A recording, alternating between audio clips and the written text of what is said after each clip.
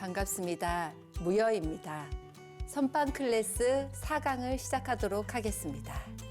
이제까지 3강에 걸쳐서 부처님의 생애에 대한 이야기를 나눠드렸는데요. 부처님의 태어나심 탄생에서부터 어린 시절, 또 출가하게 된 계기, 또 출가하시고 나서 고행을 하시고 또 그 다음에 고행을 중단하신 이야기, 또 중도의 깨달음을 증득하신 이야기, 또 깨달음을 증득하기 전에는 마왕 파순, 마라의 어떤 유혹, 위협이 있었는데 그것조차도 다 극복하고 마침내 깨달음을 이룬 부처님의 이야기까지 들려드렸습니다.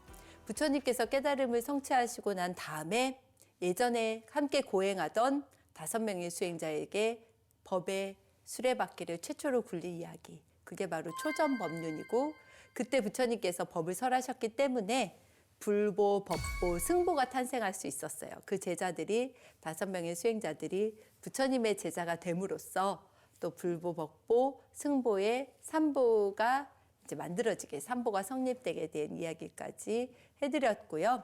그리고 또 사건이 있다면 야사의 출가, 야사 부잣집 아들이었는데 부잣집 아들이 이제 잠에서 깨어나서 어떠한 그 추한 인간의 모습, 또한 이렇게 뭔가 좀 허무하다, 이렇게 삶이 좀 허무하고 어떻게 영원한 행복은 없을까 이렇게 생각을 했을 때 고통이 없는 곳이 여기 있다라면서 야사에게 부처님께서 법을 설해 주시고, 야사가 그 법을 딱 듣고 마음에 정말 감동을 받고 부처님의 깨달음에 마음이 확 와닿아서 부처님의 제자가 됩니다. 근데 부처님의 제자가 되니까 야사의 부모님이 야사를 찾으러 와요. 그래서 외동아들 찾으러 왔는데 어디 갔나 했더니 출가를 한 거예요. 그래서 또 부처님께 법을 들어요. 법을 듣고 야사의 부모님이 최초의 제가 신자가 됩니다. 제가 불자님이 돼서 이렇게 제가 불자님이 됨으로써 부처님께 기회하고 부처님의 법에 기회하고 승가에 기회함으로써 부처님의 제자가 되는 그런 내용이 나옵니다. 이렇게 61명의 또 수많은 또 그 야사의 친구들이 50여 명 가까이 되는 이 친구들이 야사가 다 어디 갔는지 찾았는데 출가를 했다는 소식을 듣고 나도 출가할래, 나도 출가할래 이렇게 해가지고 앞다투어 다 출가해서 50여 명이 넘는 그런 제자들도 다 부처님의 제자가 됩니다. 그래서 다 출가하게 돼요. 그렇게 함으로써 이제 한 61명의 부처님의 제자가 있었을 때 부처님께서 그 제자들을 딱 모아놓고 전도선언을 하십니다. 굉장히 유명한 내용인데요. 이 전도선언을 하시게 된 이유는 그 많은 사람들이 유익과 행복을 위해서 법을 전해줘야 되고, 또 이 부처님의 법을 전하는 것은 처음도 좋고 중간도 좋고 끝도 좋은 그런 법을 전해야 되고, 또 조리 있게 잘 표현하여 법을 전해야 되고, 법을 전하고 청성한 행동을 보여줘야 하며, 두 사람이 같은 길을 가지 말고 혼자서 가라고 말씀을 하십니다. 이렇게 두 사람이 같은 길을 가지 말고 혼자서 가라는 의미는 이 인도가 굉장히 큰데, 이 인도 전역에 전체 이제 부처님 법을 전하기 위해서는 좀 시간이 부족하잖아요. 그러니까 두 사람이 한 길로 가면 안 되고 각자 떨어져서 다 곳곳에 부처님의 법을 전하러 가라. 많은 사람들의 유익과 행복을 위해서 반드시 부처님의 법을 전하게 됩니다. 그래서 이렇게 세상을 향한 연민심을 갖고 우리처럼 아직 깨달음을 증득하지 못한 사람들에게 불법을 알려줌으로써 그 사람들이 깨달음의 눈을 뜰 수 있도록 만들어주는 일, 이것이 바로 부처님의 제자들이 해야 될 일이었습니다. 그래서 부처님께서 이렇게 전도 선언을 하게 돼서 전도를 전하는 일을 하게 됩니다. 이제 부처님의 이제 전법과 열반에 대한 이야기를 해드리려고 합니다. 부처님께서 이제 그 다음에 이제 전법을 하러 본격적으로 나서시는데요. 어디를 나서시냐면 첫 번째로 까사빠 삼형제를 교화하기 위해 가십니다. 까사빠 삼형제는 누구냐면요, 불을 섬기는 결발 수행자예요. 그래서 우루엘라 까사빠, 나디 까사빠, 가야 까사빠, 이렇게 삼형제가 있어요. 불을 섬기는 그러한 바라문교의 이런 수행자들인데, 이 불을 섬기는 수행자들에게 부처님께서 이 수행자들의 집단을 직접 찾아가서 사당에서 좀 재워주겠냐고 이야기를 하고, 사당에는 지금 용이 있어서, 동룡이 있어서 자지 못합니다. 거기에서 주무시면 큰일 납니다 라고 이야기를 해도 부처님께서는 나는 괜찮다. 거기 사당에서 자겠다라고 말씀하시니까 그 사당에서 그럼 주무세요 한 거죠. 그때 주무시고 나서 다음 날 그 전날 이제 주무시면서 그 동룡과 함께 부처님은 화강산매로서 동룡은 막 부릅 내뿜고 하면서 거기가 막 환하게 타올랐거든요. 그래서 사람들은 다음 날 부처님이 돌아가신 줄 알고 기다리고 있는데 부처님께서 그 동룡을 아주 작은 뱀으로 만들어서 딱 바루에 담아서 갖고 나오셨다. 그런 신통력도 보이셨고 여러 가지 이 까사빠 삼형제를 교화하기 위해서 여러 가지 신통력을 보이셨어요. 결국은 이 까사빠 그 형제 중에서 제일 맏형이 부처님께 무릎을 꿇습니다. 저는 아직 깨달음을 얻지 못했습니다. 저는 완전한 열반을 성취한 사람이 아닙니다. 부처님만이 완전한 깨달음을 성취하신 분이십니다. 제가 부처님께 귀의하겠습니다라고 하는 이렇게 좀 이런 사건이 벌어져요. 그래서 형이 부처님의 제자가 됨으로써 형의 제자들 500명의 제자들도 같이 부처님의 제자가 됩니다. 그는 이제 제자들에게 물어봤더니 제자들도 다 스승의 뜻을 따라서 부처님의 제자가 되겠습니다라고 본인의 뜻을 밝혀서 제자가 되었고요. 그리고 나서 이제 둘째, 셋째 동생도 다 불을 섬기는 수행자였는데 이 수행자도 큰형이 출가를 했다는 소식을 듣고서 그럼 우리도 어떻게 하는 것이 좋겠습니까? 라고 했을 때 부처님의 제자가 되는 길이 맞다라고 이야기를 하니까 전부 다 이제 불을 섬기던 제사 용품들을 다 버리고 이제 제자들과 함께 둘째는 300명의 제자, 또 막내는 200명의 제자와 함께 다 부처님의 제자가 돼요. 그래서 부처님의 제자가 돼서 이제 승가가 1000명 막 늘어나는 거예요. 그래서 이런 불을 섬기는 제자들에게 부처님께서는 법을 설해 주십니다. 산에 딱 올라가서 불의 법문이라는 유명한 법문을 하시는데요. 그때 부처님께서 딱 산 위에서 내려다 보시면서 제자들에게 이렇게 말씀하시죠. 지금 세상은 불타고 있다 이렇게 말씀하시는 거예요. 지금 여기는 불타고 있다. 뭐로 불타고 있냐? 지금 우리 눈에는 불길이 보이지 않지만 탐욕의 불이 타고 있고 그 분노의 불이 타고 있고 어리석음의 불이 타고 있다. 그러니까 우리가 이렇게 탐욕과 분노와 어리석음의 불길을 끄는 우리가 이 깨달음을 향한 길을 나서야 된다. 이 불길을 끄는 열반, 이거 번뇌의 불길을 끄는 열반을 우리는 성취해야 된다라고 하시면서 부처님께서 법문을 설하십니다. 그래서 우리는 항상 그 불길이 타오르는 것은 번뇌가 있다는 것은 항상 눈으로는 보는 것으로부터 코로는 냄새 맡는 귀로 소리를 듣고 어떠한 접촉을 함으로써 항상 번뇌가 일어나니까 우리가 항상 마음을 잘 다스려서 육군을 청정히 하고 내 탐진치의 마음을 잘 다스려서 번뇌의 불길을 끔으로써 결국은 열반을 성취할 수 있다는 그런 법문을 해주시죠. 그 다음에 이제 부처님께서는 수행자 시절에 예전에 마가다국의 왕인 빈비사라 왕과 그 인연이 되었던 이야기를 들려드린 적이 있습니다. 그래서 이 빈비사라 왕이 이 부처님이 되시기 전부터 이분은 마치 진짜 깨달음을 얻으실 분이다. 이분 정말 훌륭하신 분이 될 것이다 라고 생각을 하고 그때 약속을 하죠. 당신이 깨달음을 성취하고 난 다음에는 반드시 우리 마가다국에 와서 저와 우리 백성들을 위해서 법을 설하여 주십시오 라고 한 그 약속을 했었기 때문에 부처님께서는 이 약속을 기억하시고 이 마가다국에 가서 그 빈비사라 왕과 약속을 지키기 위해서 갑니다. 가서 이제 그 수많은 이제 대신들 또 왕과 빈비사라 왕과 대신들 또 백성들이 있는 자리에서 부처님께서 다 법을 설하시기 전에 그 우루엘라 까사빠와 함께 이제 동행을 하는데요. 이 우루엘라 까사빠는 불을 섬기는 바라문이었는데 이 바라문은 사람들로부터 굉장히 존경을 받는 사람이었거든요. 그러니까 사람들이 봤을 때는 우루엘라 까사빠에게 절을 해야 될지 부처님께 절을 해야 될지 잘 모르겠는 거예요. 그럴 때 우루엘라 까사빠가 부처님 발 아래 예배를 드리면서 저는 당신의 제자입니다. 당신은 저의 스승입니다. 이렇게 얘기를 하니까 백성들이 깜짝 놀라죠. 그러면서 이제 부처님의 권위를 딱 인정을 해주고 부처님의 법을 인정을 해주고 나서 부처님께서 이제 그 자리에서 빈비사라 왕을 포함한 많은 대신들과 백성들이 있는 앞에서 이렇게 법을 설해 주시는 그런 내용입니다. 부처님께서 법을 설해 주시는 그 내용은 보시에 대한 내용, 또 개울에 대한 내용, 또 천상에 태어나는 올바른 길에 대한 내용을 차례차례 법문을 하십니다.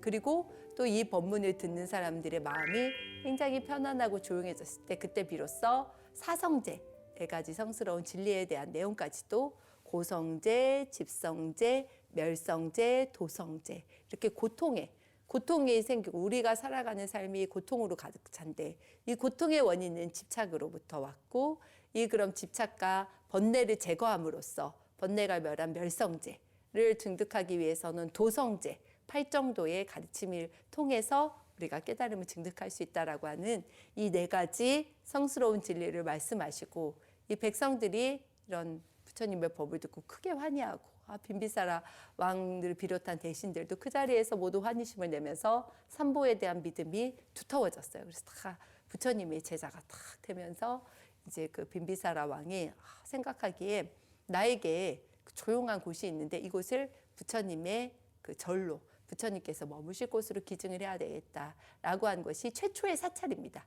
거기가 최초의 사찰, 그 이름은 바로 중림정사입니다. 그래서 대나무숲, 빈비사라 왕의 대나무 숲을 바친 그래서 이 대나무 숲에서 부처님과 제자들이 수행할 수 있는 공간 또 이 여기에서 부처님과 제자들이 머물면서 수행하고 부처님께서 법을 설하실 수 있는 그런 공간으로 쓸 수 있게 한 곳이 바로 최초의 사찰인 중림정사입니다. 중림정사는 대나무 숲 동산이라고 해서 중림정사이고요.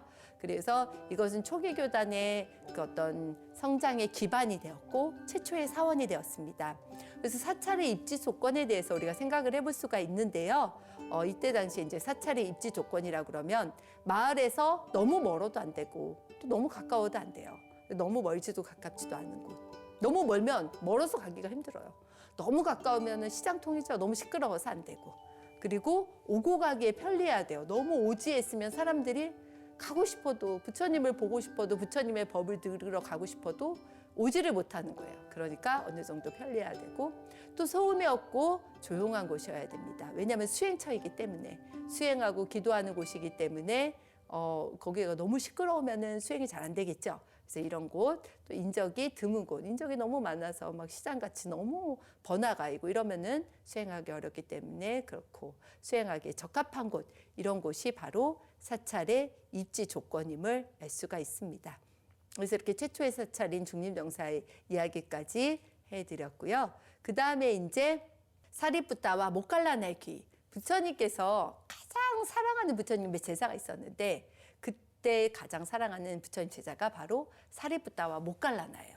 그래서 부처님 대신에 부처님의 법을 설하도록 하였고 부처님 대신에 부처님의 계율을 설하게 하였고 그냥 부처님이 그냥 믿음으로써 이 2 제자만 있으면은 그냥 다 믿고 맡길 수 있을 정도로 했던 부처님의 제자, 굉장히 지혜롭고 겸손하고 인품도 좋고 아주 깨달음도 이미 증득한 이런 제자들입니다. 이 제자와의 만남은 이렇습니다. 사리푸타와 모칼라나는 산자야의 제자였거든요. 산자야라는 스승 밑에 있었었는데 그때 산자야라는 스승이 깨달음을 성취하신 분이 아닌데 우리가 지금 아직 깨달음을 성취한 분을 못 봤는데 만약에 그런 분을 만난다면은 우리가 서로 얘기를 해줘서 그분 더 훌륭하신 스승이 있다면 그 스승 밑으로 출가하자 이렇게 서로 이야기를 합니다. 그래서 그렇게 이야기를 하는데 어느 날 사리푸타가 길을 가다가 어떤 스님을 탁 만난 거예요. 아사지라는 스님을 탁 만났는데 그 스님의 모습이 너무나 여법하고 너무나 아름답고 너무나 맑고 고요하고 청정한 거예요. 그래서 그 스승님, 그 아사지 스님한테 당신은 누구로부터 법을 배웠고 당신의 스승님은 누구시고 어떤 법을 배웁니까? 라고 물어보니까 이 아사지라는 스님이 저의 스승은 부처님이신데 저는 이러이러한 법을 배웁니다. 라고 이렇게 이야기를 했어요. 그랬더니 그 얘기만 딱 듣고 사리푸타가 이분은 진짜 깨달음을 성취하신 분이구나 라고 이야기를 하니까 친구인 모칼라나에게도 그 사실을 전달해 드디어 스승님을 찾았다. 최고의 깨달음을 얻으신 스승님을 찾았다. 우리 함께 그분께 가자 라고 이야기를 하고 스승님께 가요. 산자야에게 원래 스승님 산자야라는 스승님께 가서 우리가 이렇게 부처님이 오셨으니까 부처님께서 깨달음 증득하셨는데 우리가 그분 밑에 제자가 되겠습니다 라고 이야기를 하니까 산자야가 막 반대를 했죠. 반대를 했음에도 불구하고 우리는 스승 더 훌륭한 깨달음을 증득한 스승님 밑으로 가겠습니다라고 했을 때 산자야의 제자인 250명도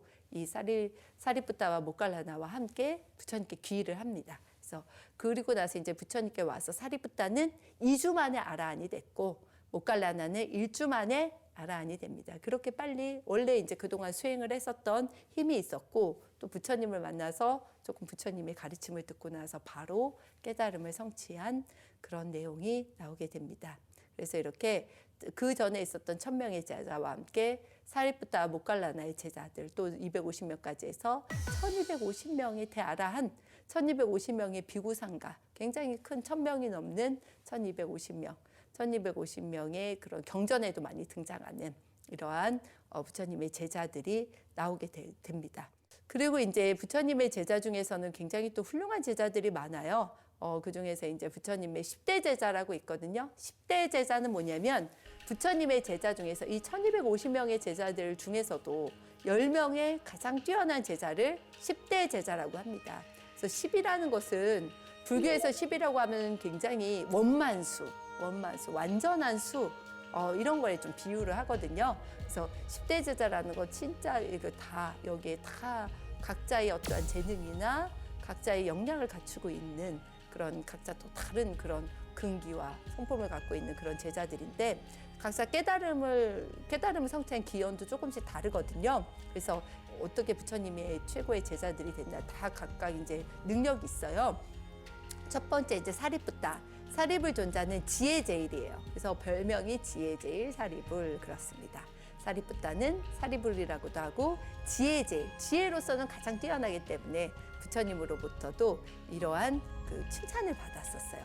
그리고 모갈라나, 목련존자는 신통제일, 아주 신통력이 뛰어났어요. 물론 이 신통력을 아무 때나 쓴 건 아니지만 신통력으로서는 최고의 부처님의 제자이다 라고 하는 거. 부처님께서는 신통력을 마음대로 쓰지 말라고 그러셨거든요. 그러나 법으로서 중생을 법으로서 교화할 때 이때는 방편으로서 써도 되지만 웬만하면 신통력을 쓰지 말라고 하셨습니다. 그리고 마하카사빠라는 대가서, 고행을 가장 열심히 했고 고행을 통해서 깨달음을 증득할 수 있었기 때문에 두타제일이라고 하고요. 그리고 아니루타, 아나유울 존자는 천안제일. 이 아나유울 존자는 부처님의 제자 중에서도 천안제일, 천안이 열려서 그냥 천안통으로는 가장 뛰어난 제자이다. 천안에는 중생의 낙오 죽고 뭐 지옥부터 해서 천상세계까지 자유자재로 그 육도육윤회하는 세계들을 자유자재로 볼 수 있는 눈을 갖췄다라고 해서 그런 천안제일의 아나율이에요. 근데 이 아나율 존자가 깨달음을 얻기 전에 부처님의 제자로서 있을 때 항상 많이 졸았거든요. 너무 피곤하니까 이렇게 공부하다가 졸 수 있잖아요. 부처님의 법을 듣다가 조니까 부처님께 꾸지람을 들어요. 너는 이렇게 귀한 법문을 듣는데 어떻게 이렇게 잠을 잘 수가 있냐. 그렇게 자다가는 언제 깨달음을 증득하겠느냐. 이렇게 꾸지람을 들어서요. 그리고 나서 이 아나율이 이제 약간 너무 부끄럽기도 하고 내가 이렇게 출가를 했는데 이렇게 잠만 자면 되겠는가. 너무 부끄러운 거예요. 부끄러워서 결심을 해요. 무슨 결심을 하냐면 지금부터 깨달음을 얻을 때까지 나는 잠을 자지 않겠다라는 그런 결심을 해요. 그래서 진짜 잠을 자지 않아요. 그래가지고 잠시라도 눈을 붙이지 않으면 실명할 수 있다는 그 의사의 이야기를 듣거든요. 그럴 때 부처님께서도 막 만류를 해요. 제발 조금 자라. 안 그러면 눈이 멀 수 있다는데 괜찮습니다. 저는 깨달음을 증득할 때까지는 잠을 자지 않겠다는 서원을 세웠기 때문에 전 잠을 자지 않겠습니다. 그러죠.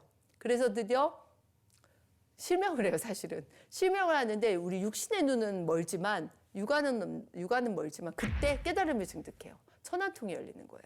그래서 육신은 잃었어요. 육신의 눈, 육안은 잃었는데 천안통을 증득한 제자라고 해서 아나율 존자가 있고 또 수보리는 해공제일, 공을 잘 알고 가장 잘 공으로서 공도리로서 깨달은 그래서 부처님의 그 금강경, 부처님의 경전 중에 금강경, 공도리가 가장 뛰어난 그 공에 대한 이해력, 또 공을 통해서 깨달음 해탈을 얻은 그런 수보리 존자와의 문답, 대화 나눈 내용이 바로 금강경에 실려 있습니다.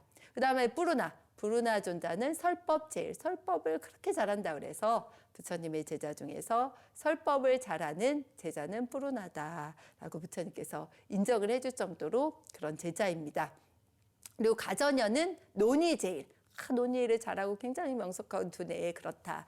가전현 존자는 그 예전에 부처님께서 탄생하셨을 때 아시타 선인이 히말라야에서 수행하다가 와요. 수행하다가 왜 오냐면은 막 대지가 진동하고 꽃비가 내리고 그러니까 지금 부처님이 탄생하셨다라고 해가지고 부처님을 뵈러 이제 카필라 성에 와서 부처님의 얼굴을 탁 보고는 아기 부처님의 얼굴 그때 딱 보고서 눈물을 흘렸던 선인이에요. 그 눈물을 관상을 보고 눈물을 왜 흘렸냐면 이분이 나중에 부처님이 되실 분인데 부처님이 되실 때까지 내가 살아있지 못하는 것이 너무 안타까우고 속상해서 눈물을 흘린다고 그렇게 말씀하십니다. 그래서 그때 말씀하셨던 그 아시타 선인의 조카가 가전연이에요. 그래서 그때 조카를 키우고 있었는데 그 조카한테 그렇게 얘기를 하죠. 나중에 부처님이 틀림없이 나오실 것인데 그때 부처님이 나왔다는 소식을 들으면은 그분께 가서 그분의 제자가 되라 라고 하면서 했던 그 유언을 남기셨거든요.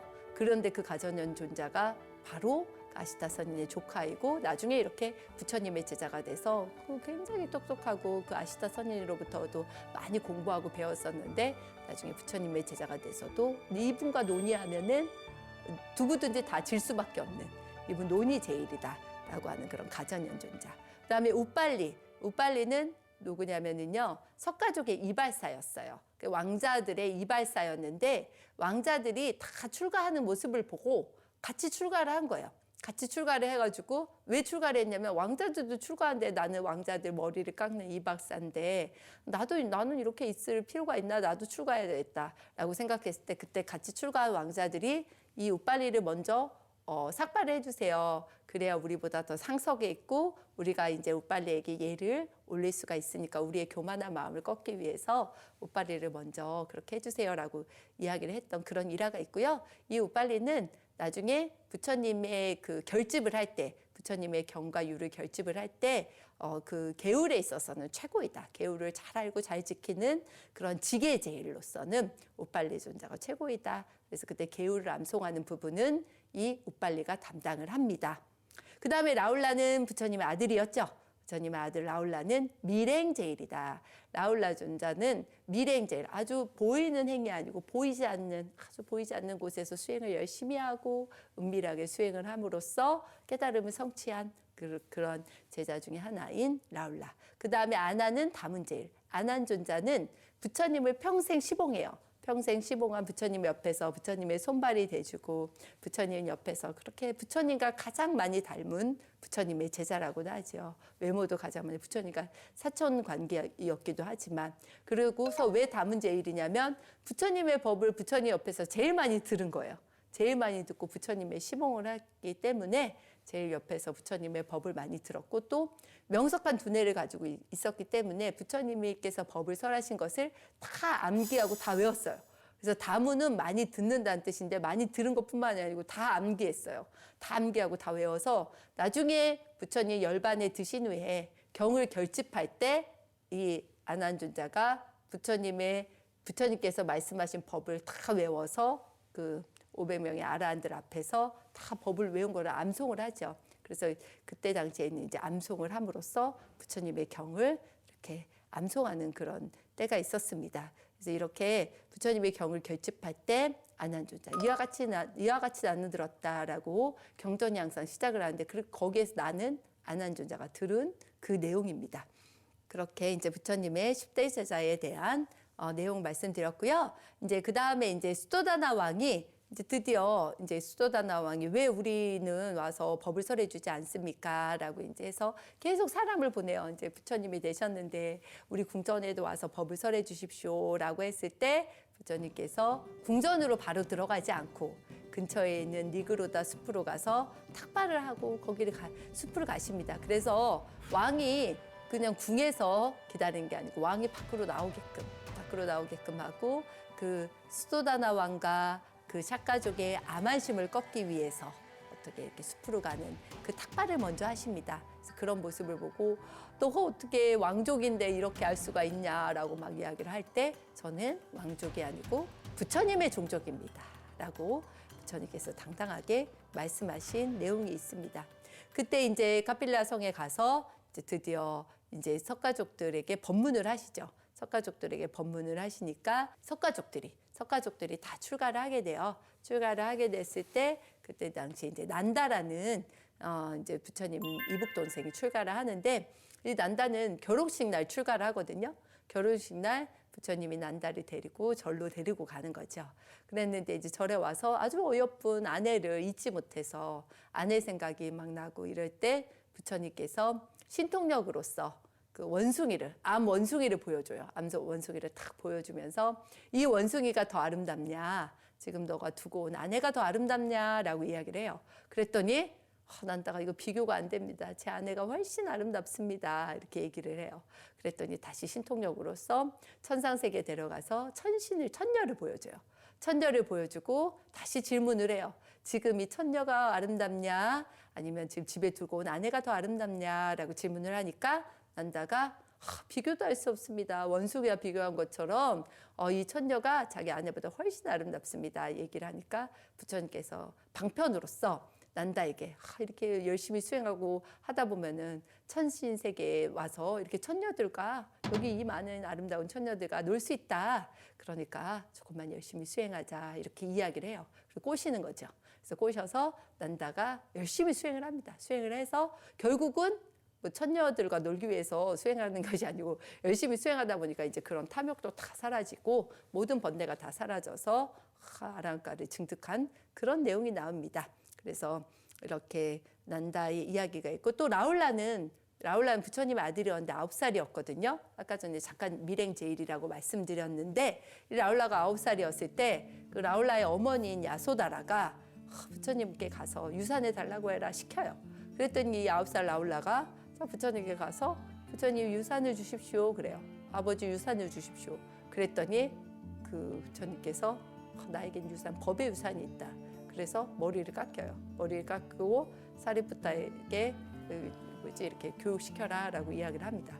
그랬더니 수토다나 왕이 어린 손자를 출가를 시켰다고 너무 마음이 아파서 앞으로 이렇게 어린 소년을 출가시킬 때 부모님의 허락을 받고 출가를 시켰으면 좋겠다고 이렇게 건의를 합니다. 그래서 이 건의를 받아주게 되는 그런 내용이 나옵니다. 그 밖에도 이제 석가족 왕자들이 아주 많이 출가를 하는데요. 뭐 아난다, 아누르타, 바띠아, 데와다타. 이 데와다타는 나중에 부처님을 죽이려고까지 한 좀 그런 제자고 이때 출가 당시에 부처님께서 데와다타에게 출가를 안 했으면 하고 이렇게 좀 만류를 하셨다고 해요. 예, 또 뭐 바구, 낀발라, 우빠난다 등 많은 왕자들이 출가를 합니다. 우빨리는 지게제일 존자라고 그랬죠. 석가족의 이발사였고 왕자들의 머리를 깎는 이발사 신분이었는데 왕자들보다 먼저 출가를 했고 또 계율에 대해서 아주 응통하고 계율에 대해서 잘 알고 잘 지키는 부처님의 제자였습니다. 자, 이렇게 이제 부처님의 이제 제자들에 대한 이야기도 쭉 해드렸고요. 그 다음에 기원정사에 대한 이야기 해드리겠습니다. 기원정사는 중림정사와 더불어서 초기불교 2대 사원 중에 하나인데 기수국 고도건이라고도 하죠. 이 기원정사는 줄여서 이제 제타테자의 숲에 극고덕 장자인 수다타가 지은 절이에요. 그래서 수다타 장자는 극고독 장자라는 그런 별명도 있는데 이 뜻은 뭐냐면요. 외롭고 고독한 사람들에게 보시를 베푸는 부유한 사람이라는 뜻입니다. 그래서 이렇게 수다타 장자가 부처님의 가르침을 딱 듣고 너무 환희심이 내서 부처님을 모시고 싶은데 부처님께서 법을 설할 수 있는 그런 절을 지어서 보시를 하고 싶은데 그 절터를 어디를 알아봤냐면 제타테자의 동산을 이 동산이 딱이다라고 생각한 거예요. 근데 제타테자는 누구예요? 태자거든요. 태자. 그 부족함이 없어요. 근데 내 동산을 그 수다타 장자에게 팔 생각이 전혀 없거든요. 그런데 수다타 장자 가서 여기를 제발 나에게 팔아달라고 막 부탁을 하는 거예요. 그랬더니 제타테자가 나 팔 생각 없다 이러면서 혹시 금이라도 여기다 깔면 모를까 이렇게 얘기를 해요. 그랬더니 수다타 장자가 지금 나랑 약속하셨어요? 이러는 거예요. 그랬더니 제타테자가 난 그런 약속한 적 없는데 해가지고 결국 재판까지 가요. 재판까지 가는데 그 재판의 결과가 뭐냐면은 제타테자는 전혀 이 동산을 팔 생각이 없었는데 뭐 금이라도 깔면 모를까라는 이 농담 한마디가 금을 깔면 이걸 팔아야 되는 거예요. 그래가지고 재판에서는 이렇게 결과가 나오는 거예요. 제타테자는 태자의 신분이기 때문에 작은 농담도 권위가 있다. 그것이 만약 농담이라고 그래도 그 농담에 대한 책임이 있기 때문에 지켜야 된다. 그 농담에 대한 책임을 져라. 이렇게 나온 거예요. 그래가지고 그때부터 이제 수다타 장자가 이겼기 때문에 재판에서 이겼기 때문에 금을 깔기 시작했어요. 그 동산에. 금을 막 깔아요. 하루 이틀. 그래서 제타테자가 그 모습을 보고 있다가 보다가 너 금 없어서 그러니 왜 이렇게 금을 계속 까니 뭐 하려고 그러니 그랬더니 이 수다타 장자가 나는 여기 다른 걸 하고 싶어서가 아니다. 나도 장사꾼인데 내가 여기에 뭘 이익되게 할래. 나는 여기에 부처님을 모시고 부처님의 법을 들어서 최상의 이익을 얻기 위해서 나는 지금 여기다가 이런 금이 하나도 아깝지 않다. 이런 금을 아무리 많이 깐다고 그래도 나는 여기다가 부처님의 절을 나는 여기다 지을 것이다. 부처님과 부처님의 제자들이 머물 수 있는 곳을 만들 것이다. 라고 이야기를 하니까 제타테자가 감동받아서 그럼 내가 이 땅은 기증할 테니까 절을 세우세요. 라고 해서 입구에 내 이름 들어간 그 입구에 문 같이 세우는 걸로 해서 합의를 봅니다. 그렇게 해서 기슭국 고등원이 기원정사가 드디어 생기게 됩니다. 그 다음에 이제 수도다나 왕이 드디어 이제 죽음을 맞이할 때 이제 죽음을 두려워하는 수도다나 왕의 임종을 다 지키고 부처님께서 직접 향로를 들고 다비장까지 앞장서서 나서는 그런 내용 나오고 그 후에 이제 그 석가족 왕녀들이 근데 석가족에 있는 그 모든 여인들이 출가하기를 희망해요. 특히 이제 마하빠자 빠띠부터 시작해서 뭐 야소다라라든지 마하빠자 빠띠는 이제 부처님이 기르신 양모시잖아요. 그래서 이제 먼저 나서서 부처님께 우리도 여성도 출가를 할 수 있게 허락해 주세요라고 이야기를 합니다. 부처님께서 거절하셔요. 허락하지 않아요. 그랬더니 먼 길을 마하빠자 빠띠와 그 석가족 여인들이 직접 머리를 깎고 허름한 옷을 입고 맨발로 부처님을 찾아옵니다. 그렇게 해서 결국은 설득하고 하다가 아난존자도 옆에서 보다가 안 되니까 부처님을 설득해요. 여인은 왜 출가할 수 없습니까? 여인도 출가해서 열심히 수행하면 도를 이룰 수 없습니까? 라고 했을 때 부처님께서 도를 이룰 수 있다. 여인도 출가해서. 그랬더니 그러면은 키워준 정도 있고 한데 저렇게 여기까지 이렇게 왔는데 제발 출가를 허락해 주셨으면 좋겠다고 이렇게 간청을 해요. 부처님께서 그렇다면은 팔경법, 그러니까 비구니들이 비구를 공경하고 이렇게 같이 화합하고 협력해서 살아야 되는 팔경법 또는 팔경계법이 있는데 이 법을 8가지 법을 지키겠다고 하면은 출가를 허락해 주겠다라고 합니다. 그렇게 해서 이제 마하빠자 빠띠와 그 석가족 여인들이 법을 지키겠습니다라고 하고 이제 부처님의 제자가 돼서 이제 비구니 승가가 탄생하는 거죠. 그래서 비구 스님은 남자 스님, 비구니 스님은 여자 스님, 비구니, 우바세, 우바이. 우바세는 남자 신도, 우바이는 여자 신도. 이렇게 사부대중이 이제 나오게 되는 거죠. 그래서 진리 앞에서는 남녀가 평등하고 누구든지 뭐 제가나 출가자든지 누구든지 열심히 수행하고 정진하면은 다 깨달음을 증득할 수 있다라고 하는 이러한 평등한 가르침을 부처님께서는 늘 설해 주십니다.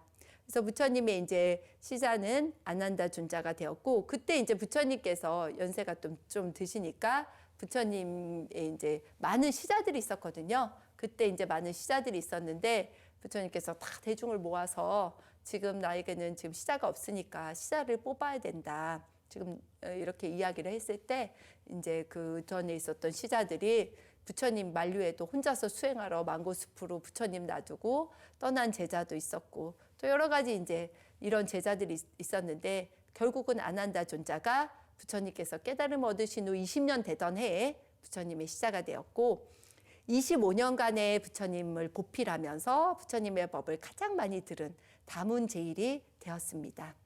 또 이제 부처님의 법은 그 밖에도 정말 평등하고 자비로운 가르침이라서 살인자인 앙구리말라에게도 그 스승의 잘못된 가르침으로 99명을 살해하고 마지막 1명을 살해하려고 할 때 부처님께서 그 앞에 나타나서 이 앙구리말라를 제도합니다.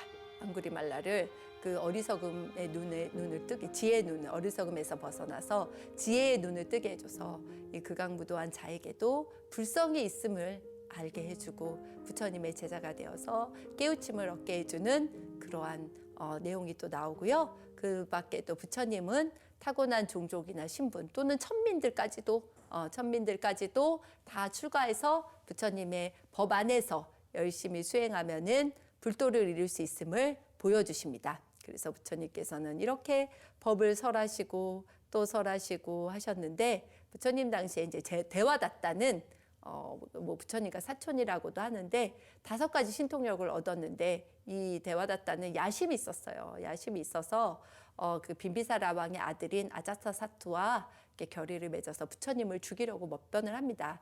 그러다가 나중에 결국 부처님께 참여하지 못하고 땅이 갈라지고 해서 무간지옥에 떨어졌다는 그런 내용이 나오고요.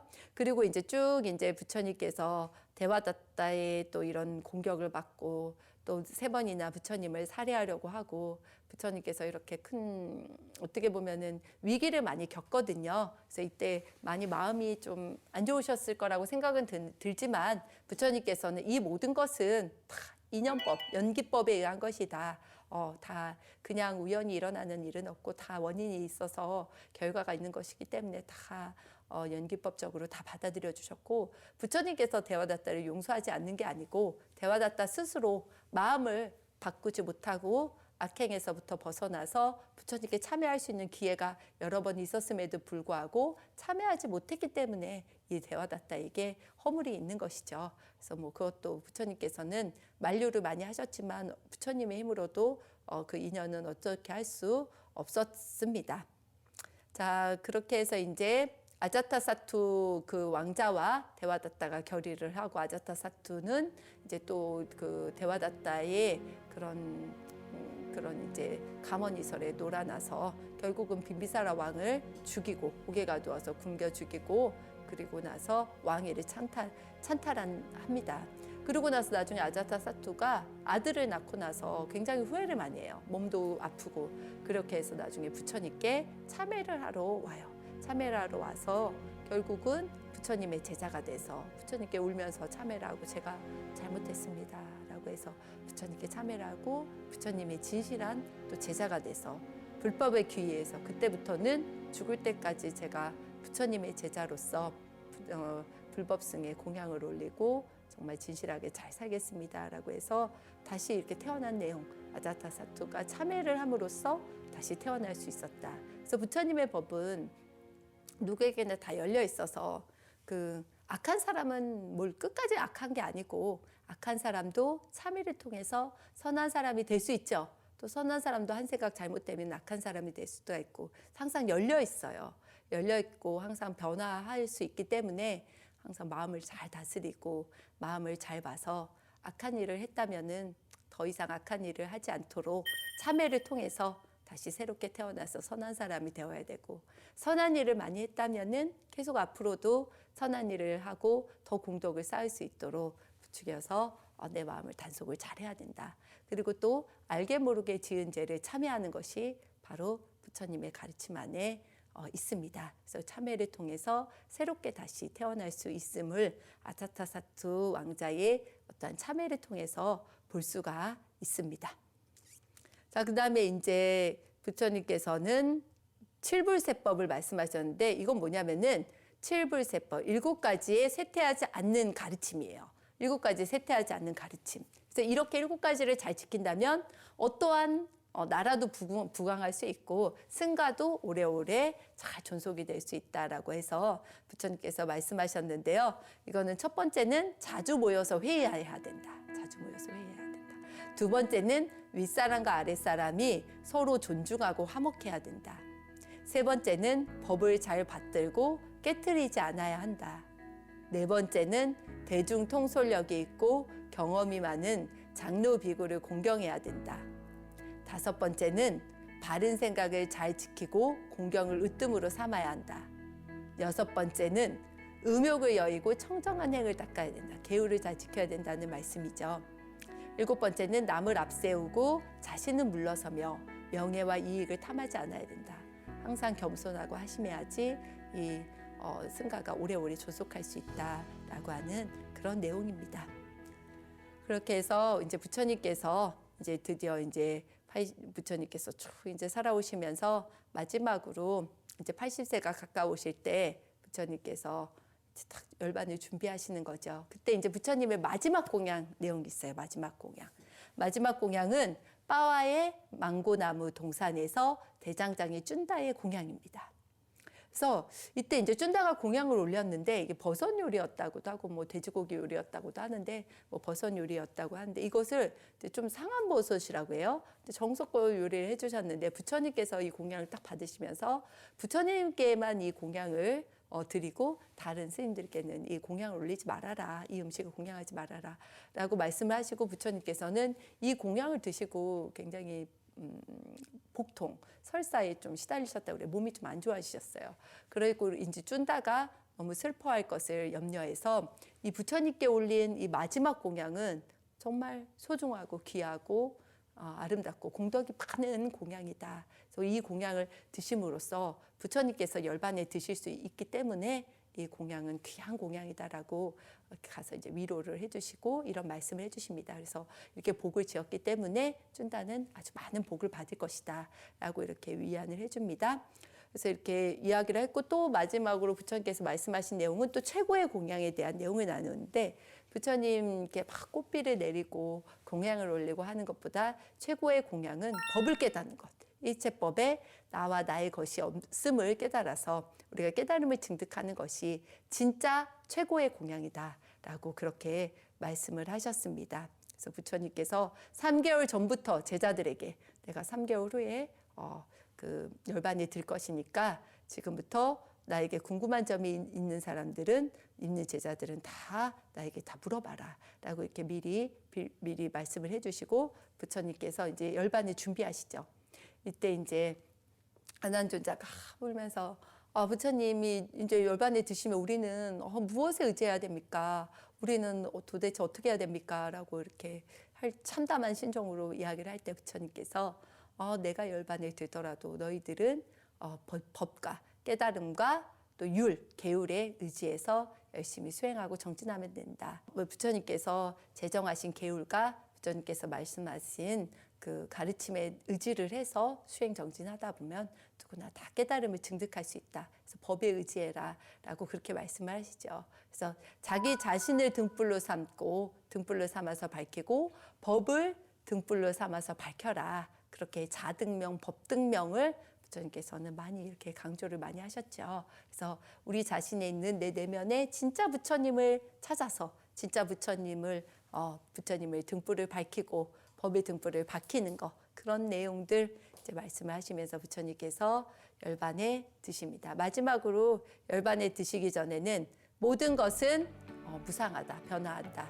모든 것은 변화하니 너희들은 부지런히 정진하라. 게으르지 말고 부지런히 정진하라. 나도 게으르지 않고 부지런히 정진함으로써 깨달음을 증득하였다라고 말씀하시면서 마지막으로도 제자들에게 열심히 정진할 것을 당부를 하셨습니다. 그래서 이렇게 마지막 유는 모든 것은 변하고 무너지다니 게으름 없이 정진하라. 나는 방일하지 않았으므로 깨달음을 얻었느니라 라고 말씀하시면서 부처님께서 제정하신 법과 율이 승가를 보호할 것이고 열반 후엔 법과 율이 그대들의 스승이 될 것이다 라고 말씀을 하십니다. 그래서 부처님을 이제 다비를 하고 이제 이렇게 하는 과정에서 마하카사파 부처님의 제자가 제일 늦게 도착을 했는데 늦게 도착을 하시니까 이제 부처님께서 관 밖으로 두 발을 내보이신 그런 내용이 나오죠.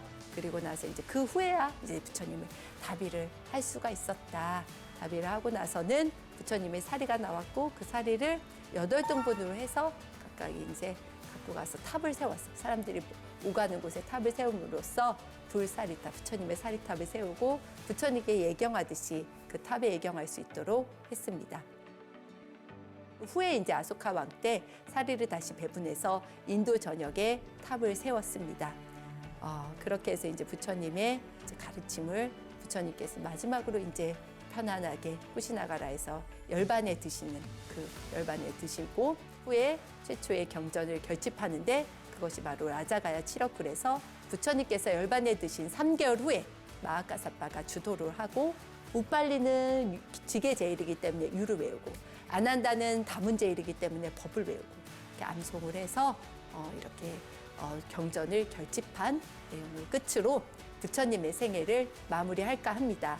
4강에 걸쳐서 부처님의 생애를 말씀드렸는데요. 어떻게 들으셨는지 모르겠습니다.